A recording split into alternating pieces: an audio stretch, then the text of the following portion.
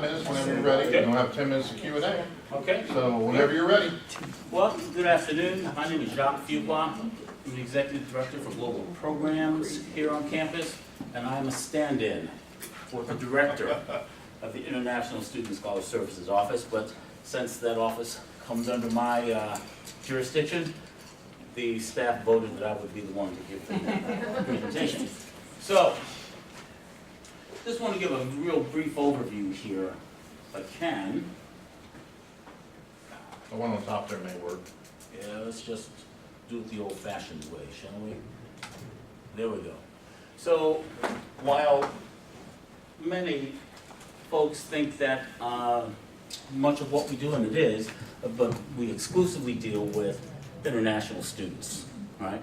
And that part of this is an educative process because the constituencies we serve are indeed much broader than that. You can see, of course, we've got matriculating students, roughly, any given year, somewhere between 760 and 800, but we also have a contingent of students who remain with us for 3 years after they graduate, OPT students, optional practical training. And we are responsible for keeping up with them for 3 years after graduation. International scholars and their family members. International scholars are the J1s, their family members are J2s. We have responsibility for developing programs, assimilation, things like that you'll see on the next slide. And of course, we take our mission of outreach, community outreach, very seriously, and you'll see some examples of that as well.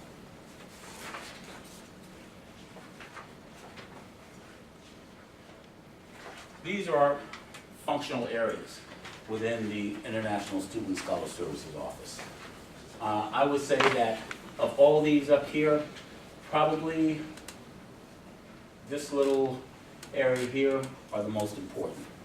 This is where, frankly, our bread and butter lay. I think the others are very important, but this is the crux of what it is we do, and in fact, why we exist as an organization. International student support, accession, all those things that you do before a student comes, after they have been accepted, but before they come. Simply because they have been accepted doesn't mean they're coming. In fact, you're lucky if you get somewhere between 30 and 35% of the students who you admit to actually come to the university. So we have a lot of work to do once students indeed have been admitted. Once they're here, obviously acculturation and then immigration advising. But getting them here is half the battle. The other half is retaining them. Retention takes up a large portion of what we do, and frankly, a large portion of what we ask support for in terms of money, and a lot that you will see in the budget that we have that we will share.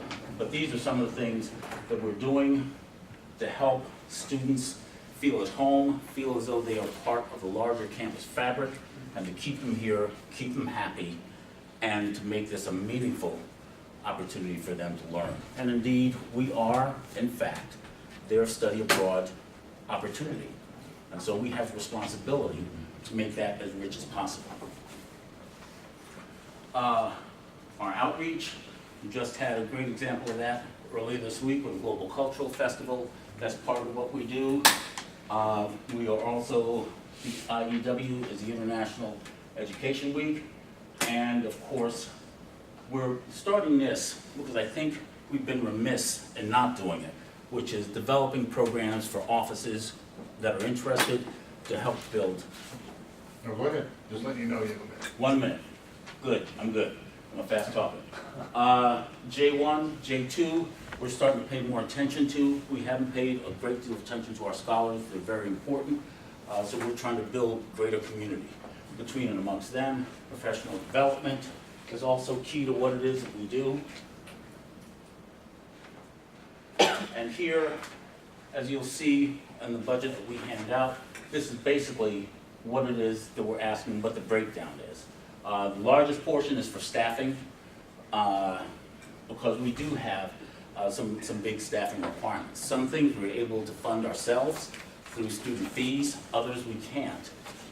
And that's where our request here comes in, as well as the retention experiences, orientation, professional development for staff, trips and outings for students as well. Time. I'm open to your questions. Okay? You just mentioned you're able to fund some things through student fees. Could you elaborate on what those fees are and to whom they're assessed?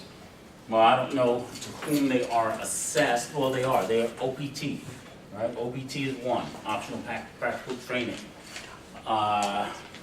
There is also a fee for students each semester, if I'm remembering correctly, is that right?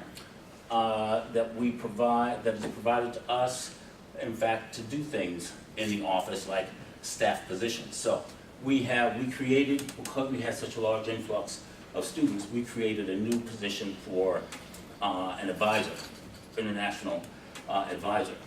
But that's not paid for by anything other than the fees themselves, okay?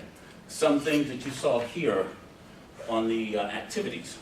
In fact, we use some of the money that's provided through this program, but the rest of it we pay for through our own fees. The other piece is that we also are in the process of looking at how it is that we actually do the admissions process, admissions in terms of the immigration, right? Right now, frankly, we're about, what did you say, a quarter of a century behind a lot of the other institutions in America. We are doing stubby pencil drills to get I-20s out to students, which in fact makes our job more difficult. We don't use a batch system. So what we've been trying to do is to begin amassing, and the word amass is not at all an exaggeration.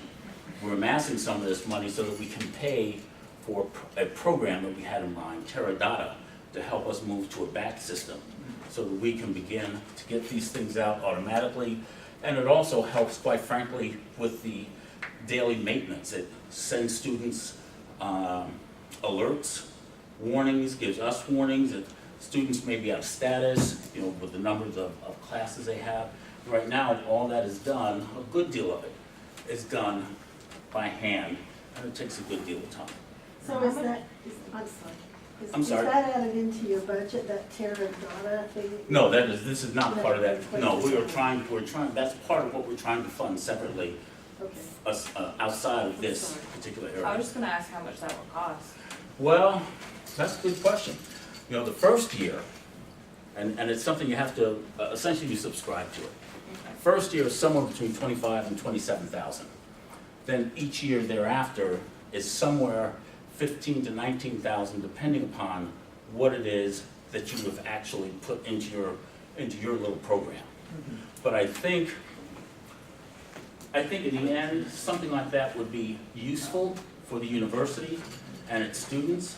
But right now, quite frankly, some of the costs and frankly some of the challenges that the university confronts right now as we look toward August, September, and the like, it simply does not afford us the luxury of pursuing that right now, because we may need to use that money for something else. And it would be unwise to spend it that way at this particular time. It's mentioned in your application, I believe, that you continue to provide services to international students who are alumni for the next 3 years, I think. Yes. Right. OPT. OPT, sure. Could you elaborate on OPT? That's not something I'm familiar with. Optional practical training. And so students can, after they finish their course of study, choose to work here in the U.S. But when they work, they still belong to the institution from which they graduated. And so all that paperwork, all that tracking, all that reporting has to be done by us. And so that was part of the genesis for the need to create that new position that we did for the advisor.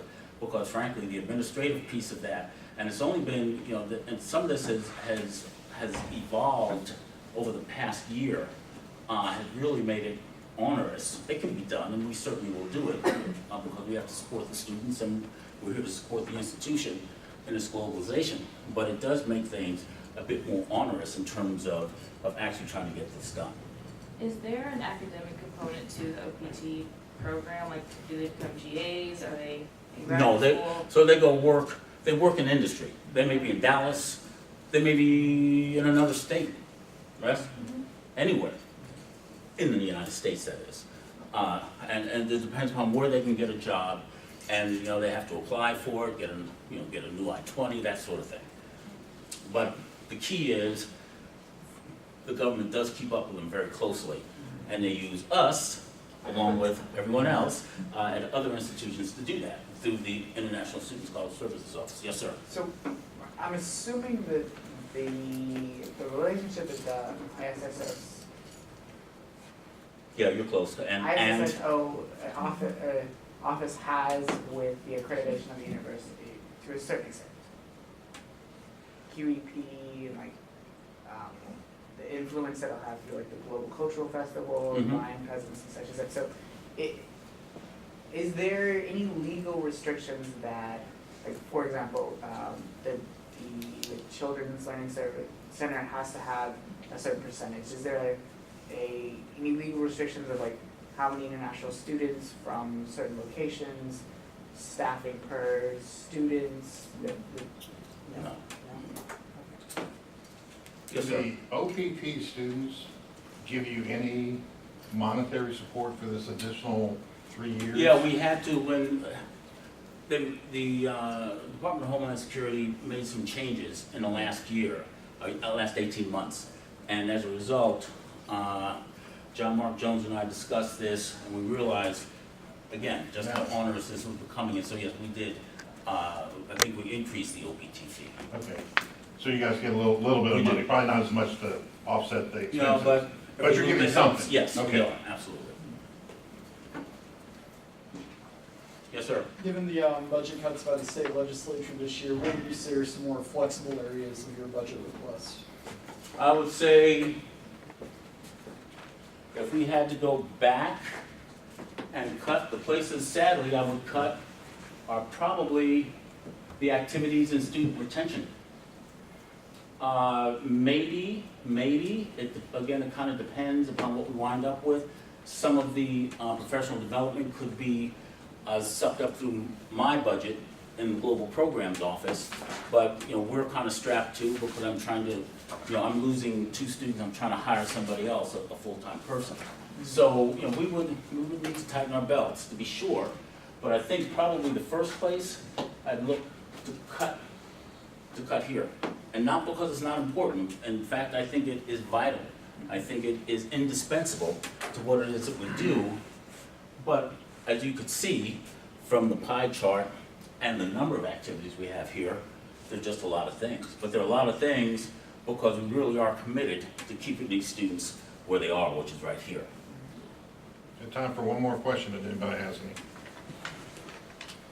No other questions? Thank you very much for your time. Thank you.